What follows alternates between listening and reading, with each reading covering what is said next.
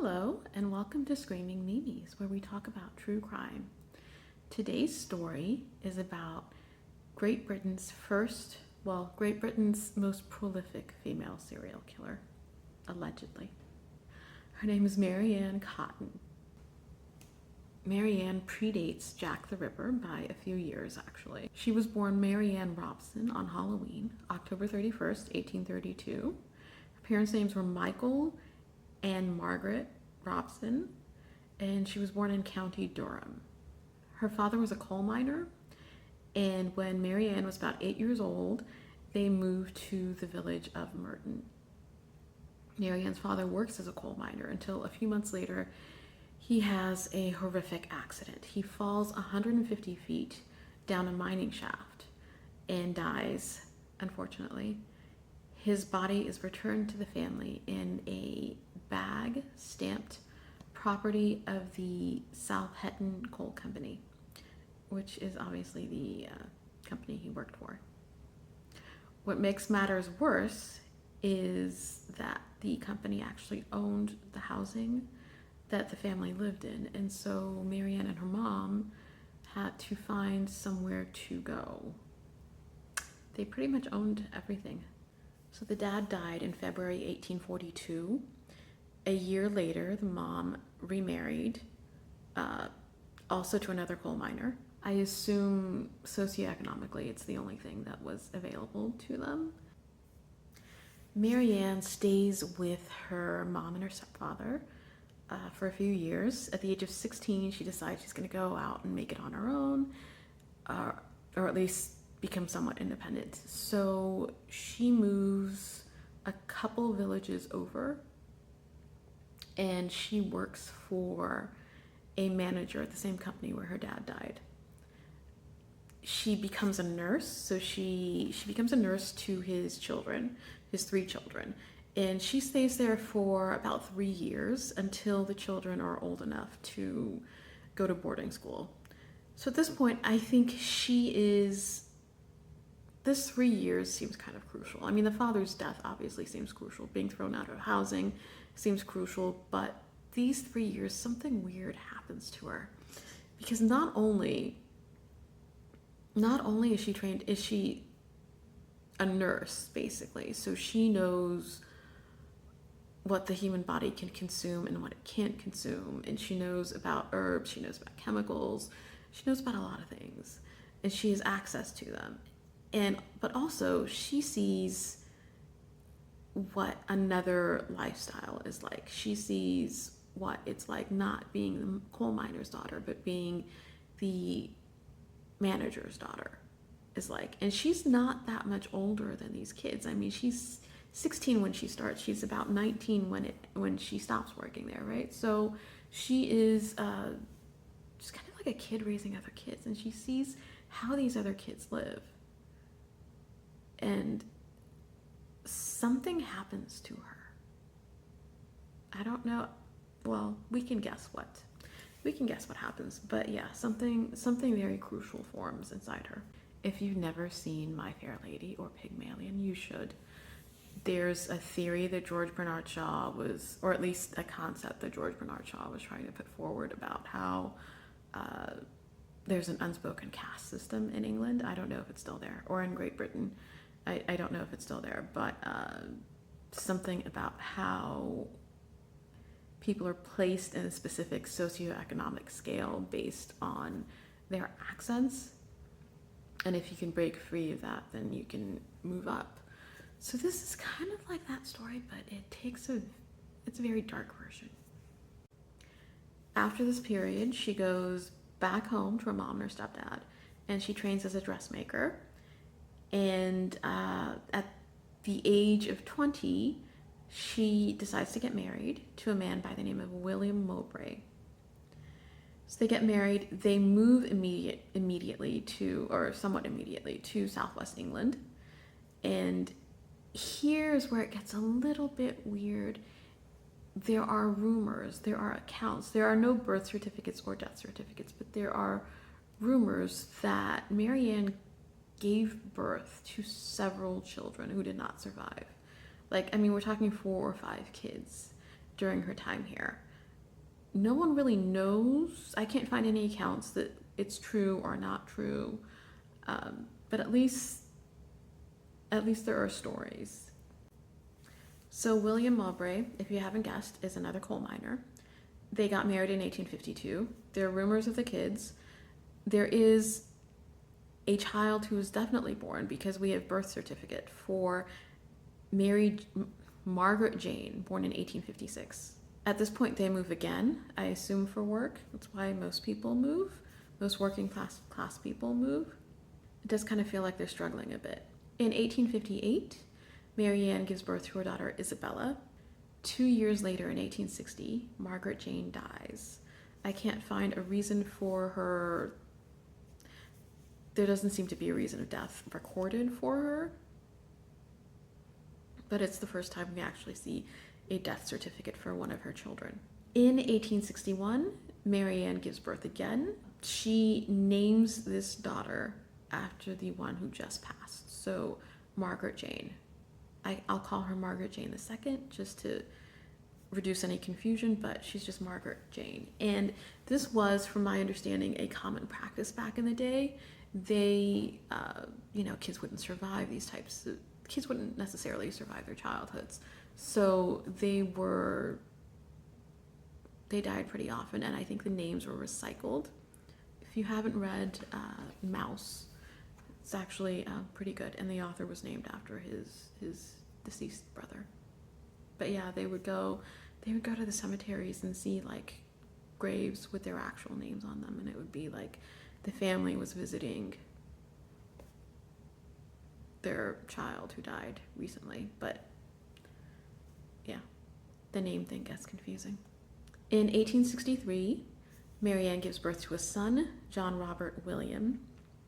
A year later, he dies of something called gastric fever. What is gastric fever? Well, I'm so glad you asked. Gastric fever is basically an inflammation of the digestive tract. It is similar to something like E. coli, or the symptoms would be similar to E. coli or salmonella or typhoid or arsenic poisoning. Yeah, arsenic poisoning. Sadly, just a year after that, in 1865, the husband, William Mowbray, dies of intestinal disorder. And no one really suspects anything, which is interesting. But yeah, so right now we have multiple deaths. At least 2 of them are considered to be intestinal disorders. And both of those victims were insured. So for the husband, William Mowbray, Mary Ann takes home about 35 pounds, which is about half a year's wages for a working class employee. So her husband would have worked 6 months and brought in 35 pounds, but I guess she found a way to bring it in quicker. For the son, the little baby, she got 2 pounds for his life. After these deaths, Mary Ann moves again. She goes back to County Durham, where she was from. She starts an affair with a man by the name of Joseph Nattrass. Remember that name, it comes up again.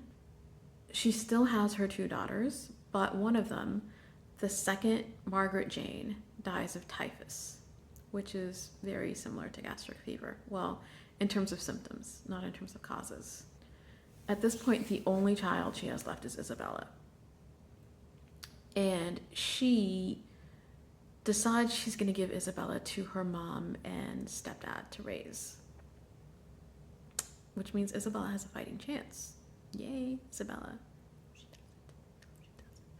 I don't want to ruin it for you, but don't get your hopes up. Isabella, no, doesn't. She does not do well in the story. So Mary Ann gets a job at an infirmary. She becomes a nurse. She meets an engineer by the name of George Ward. So she's moving up in the world, right? She was killing off coal miners. Now she's up to like engineers. She's working her way up. She nurses George. And on August 2nd, 1865, the 2 are married. So keep in mind, her first husband died 7 months ago. So she's been busy. She's moved, she's had an affair. she got married. She's killed, or at least one of her children has died in between. Yeah, one of her children has died in between this time. She's had a busy 7 months. She's been working. George is pretty much ill for the next year of their marriage. And on October 20th, 1866, guess what? George dies. Cause of death is listed as English cholera and typhoid, just like the second Margaret Jane. The next month, Mary Ann gets a job for a man by the name of James Robinson. He is newly widowed. Don't worry, she didn't kill a wife, I don't think. He's a newly widowed shipbuilder, and he has 5 kids, and he needs someone to help out around the house with his 5 kids. So Mary Ann takes on the job. She's not even in that house a month, and the baby, John, dies of gastric fever. A month. She takes the opportunity to console James because she knows what it's like to lose a spouse and a child, or 10 or 15 children or whatever.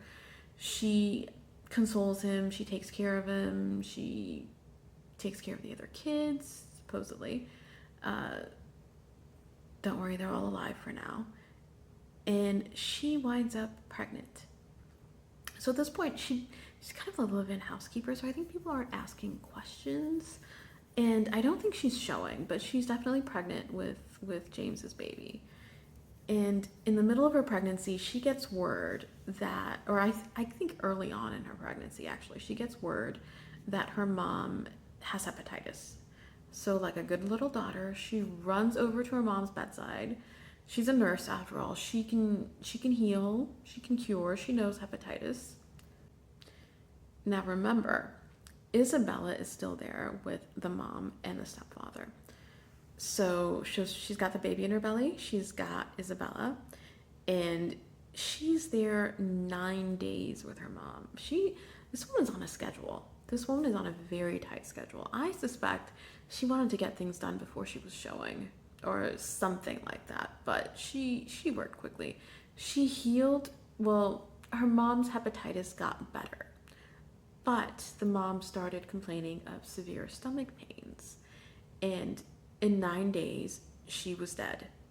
I mean, at this point, she's not even collecting the insurance money, I don't think. I don't know if the mom was insured, but it's just a compulsion. It's not even like, I don't know. It's just a compulsion. She's just used to doing it, and she has to do it, is what it sounds like, right? So anyway, she gets Isabella back. So she takes Isabella, and they live with James Robinson in the house. So they move in the spring, early spring of 1867. Before the end of the spring, Isabella, I know we were rooting for her, she shouldn't have come back. Isabella and 2 of James Robinson's children, 2 more I should say, James and Elizabeth, start complaining of severe stomach pains. All 3 children die. Mary Ann receives £5 for the life of Isabella. Now, despite the fact that 3 of his children have died since Mary Ann has come into his life, James still hasn't put things together. I think it's too much to put together. I think it's not like the first thing someone thinks of, that there's someone poisoning the children. But yeah, they get married. They get married in November of 1837. They get married on August 11th of 1867. I will say it's probably easy to judge in retrospect, but back then, communicable diseases were a thing. People, they were kind of a mystery. No one knew, people would just die in groups, right? So like, I bet they thought that the baby had something and then the other kids caught it, but because science wasn't as advanced as it is now, they probably didn't know what to look for. And so I think they just assumed that, yeah, the baby had caught something and passed it on in the nursery, because I'm sure they had to share things, right? They all shared things. And then the fact that Isabella's daughter, like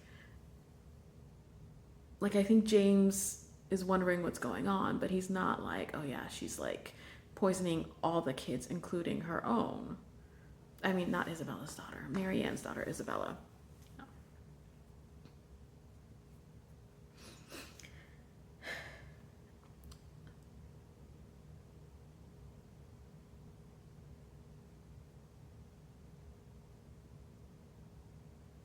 So they get married.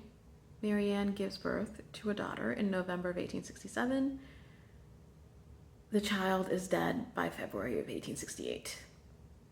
This is a dark story.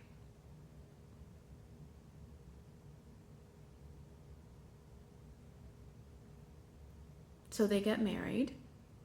Mary Ann gives birth to Margaret Isabella because she's, I guess, recycling victims' names or something, honoring her victims, death and rebirth. I don't know what she's going for. She gives birth to Margaret Isabella in November of 1867. By February of 1868, the child was dead. She gives birth to yet another child. You see where this is going, right? This is like nonstop.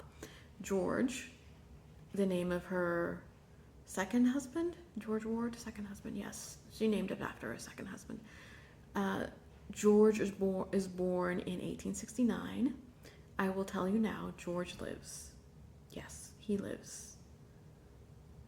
Thankfully. What saves George is that Mary Ann becomes absorbed by this idea. She keeps nagging to the father, James Robinson, that he needs life insurance. He needs to take out a life insurance policy. What if something happens to him? Doesn't the family need to be taken care of? Like, he has to have a life insurance policy. And James is not, he's like, something's wrong. Something's wrong with this. This is not normal, this amount of nagging over an insurance policy, over a life insurance policy. And then she starts running up debt.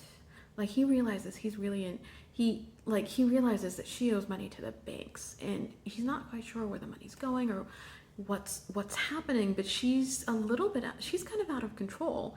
And then he realizes that his two remaining kids, like his two children from his previous marriage, who are still alive, she is forcing them to pawn their belongings, pawn household goods, so she can get cash for whatever's in the house. And at some point, he decides he's had enough. He throws her out of the house, out onto the street. She's nowhere to go, literally. He throws her out of the house, and he keeps George. He keeps her far, far away from him. Because obviously, like, something's wrong. Little did he know how far she was willing to go for money. Mary Ann's desperate at this point, because, I mean, she was in a pretty big house, right? She was in a nice house, like, with a whole bunch of kids and a husband who brought in a good sum of money. And now she has nothing. And so she meets up with an old friend, Margaret Cotton. Margaret has a brother named Frederick. No, Margaret, don't do it. Margaret has a brother named Frederick, and Frederick is recently widowed. He's lost 2 of his 4 children. See a pattern? So Margaret believes that these two can hit it off, that maybe they're trauma bonded. maybe they can understand each other's pain, and maybe, yeah, I don't know where she was going with that, but it's not a good place.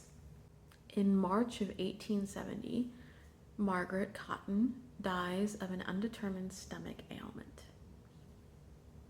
Sorry. sorry, Margaret. Once again, Mary Ann swoops in to help console Frederick, or her next victim, I should say.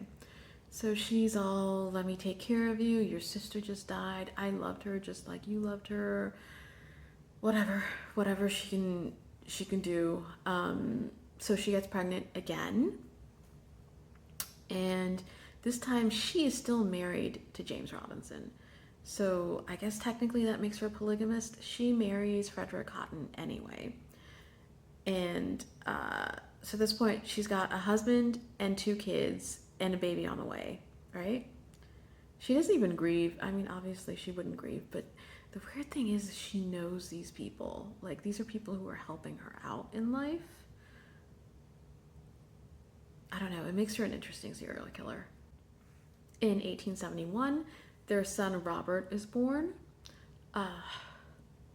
Shortly after, Mary Ann learns that her old lover, Joseph Nattrass, is close by, and he is recently divorced and available. So she manipulates the situation, and she somehow convinces her husband to uproot the entire family and move so she can be closer to her lover, Joseph Nattrass. So they all move, and by December of 1871, Frederick dies of gastric fever. Mary Ann, of course, jumps at the chance of getting the insurance money. After she collects it, she becomes a nurse for a government official. Yeah, so he is her next victim, and he is recovering from smallpox. Little does he know. So he's recovering from smallpox, and then Joseph Nattrass, the lover, moves in under the guise of being a boarder. So he actually, I guess he pays her rent. So she has the house, I guess, from Frederick Cotton. It's his house, even if he did pass away from gastric fever. Yeah, so Joseph Nattrass moves in. He pays her rent and just lives there with her and her stepkids. And Mary Ann gets pregnant again. She claims it's the government official's baby, but I have no idea how she knows. Yeah, because she's also having the affair with Nattrass. Frederick Jr. dies in March of 1872. The baby Robert dies just after that. And then after that, Joseph Nattrass decides that he's going to put Mary Ann in his will. I'm sure she forced him to do it. I'm sure she nagged him until he did. But yeah, Joseph Nattrass put Mary Ann in his will, and he died immediately after that. He died of, guess what? You'll never guess. Okay, you guessed. It was gastric fever. So at this point, her stepson Charles Jr. is the only one still alive, and she's pregnant, right? So this is the moment we've all been waiting for. A local parish official by the name of Thomas Riley shows up and asks Mary Ann. He says, Mary Ann, there's a woman recovering from smallpox, and she really, really needs a nurse, and we would like you to help her. And Mary Ann doesn't really work with women. She doesn't. There's not much return in that investment. And so, but as opposed to saying something like, oh yeah, I don't have time, because I guess she does have the time, right? Or something. She can't come up with a lie. So the only excuse that she has at that moment is Charles. I have this stepson. My stepson is horrible. He's a child. He can't do any work. He can't bring in any money. He cannot take care of himself. I have to be here to take care of this child. He doesn't have any other family. All he has is me.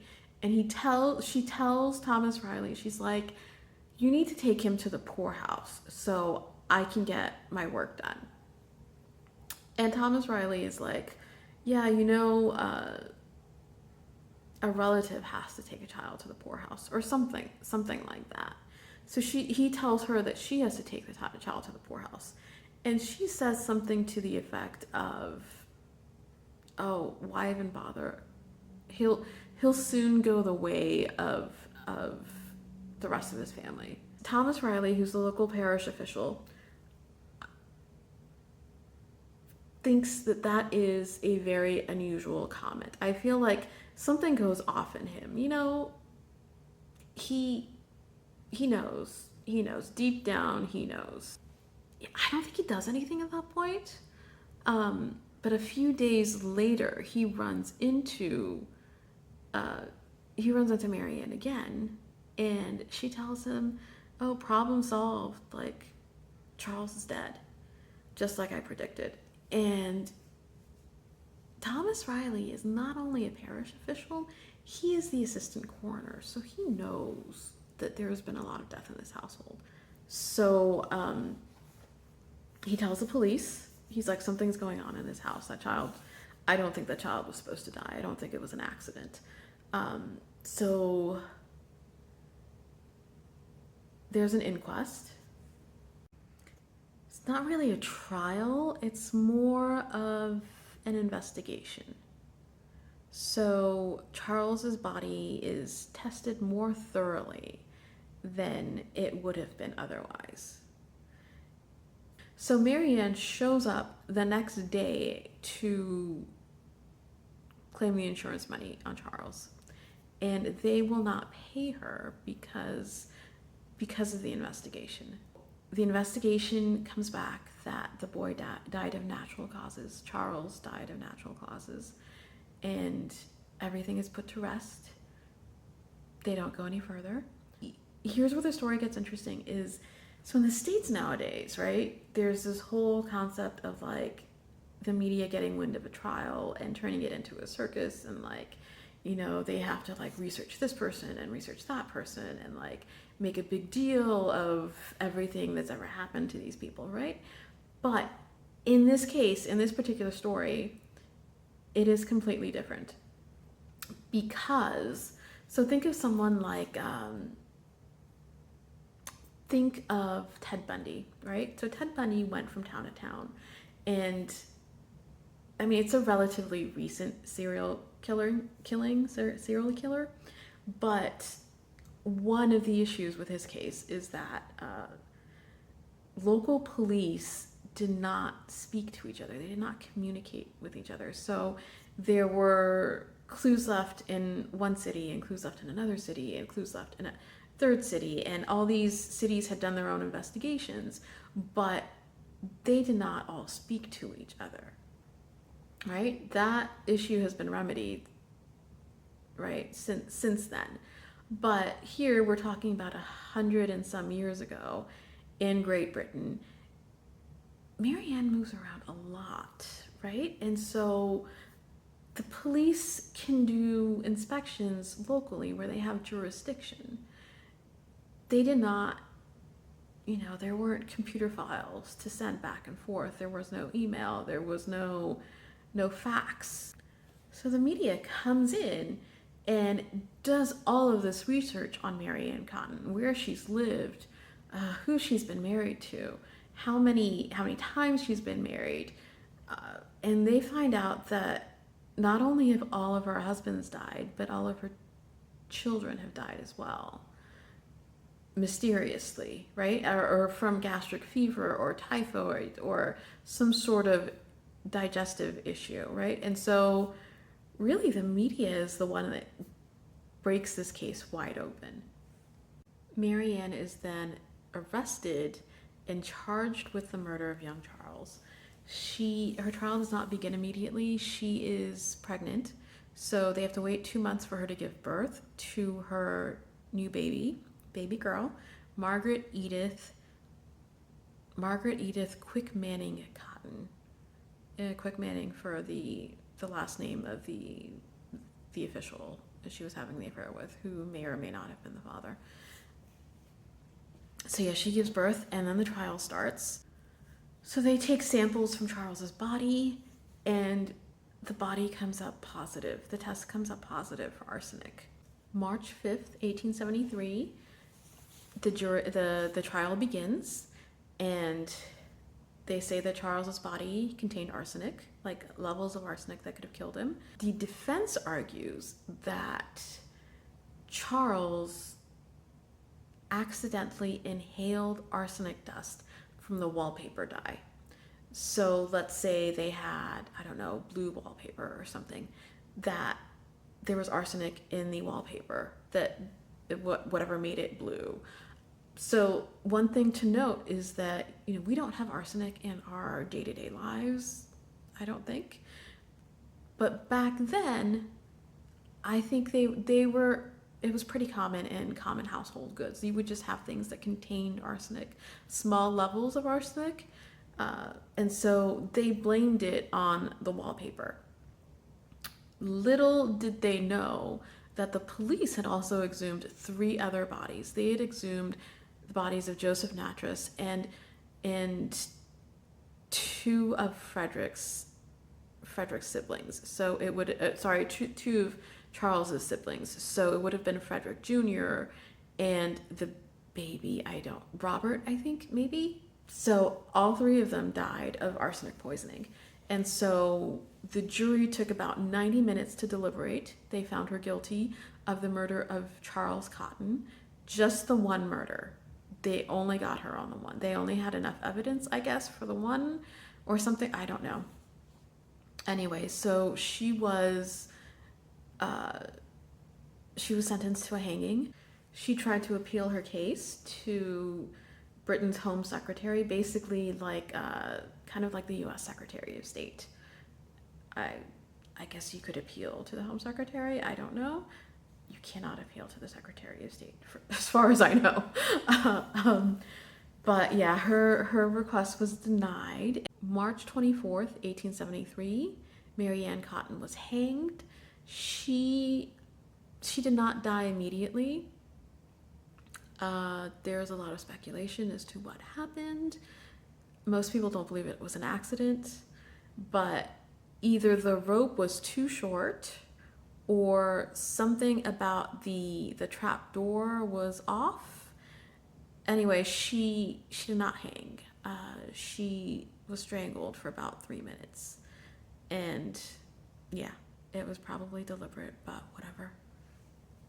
To this day, no one quite knows the number of victims Mary Ann had. There are some sources that say at least 21. I don't know. It's hard because poisoning is hard to begin with. Arsenic, I think, is hard to trace unless you have a reason to test for arsenic poisoning. And also, a lot of them were her own kids, and so yeah, I don't think she would tell people that she had a kid. Yeah. But anyway, so that is the horrible, horrible, awful story of Mary Ann Cotton. Also, just to point out, 2 of her kids did survive, right? George survived, and the last one she gave birth to, Margaret Edith Quick Manning Cotton. So at least there's that. Then her husband, one of her husbands, James. Yeah, anyway, it's a harsh story. I'm glad she's gone.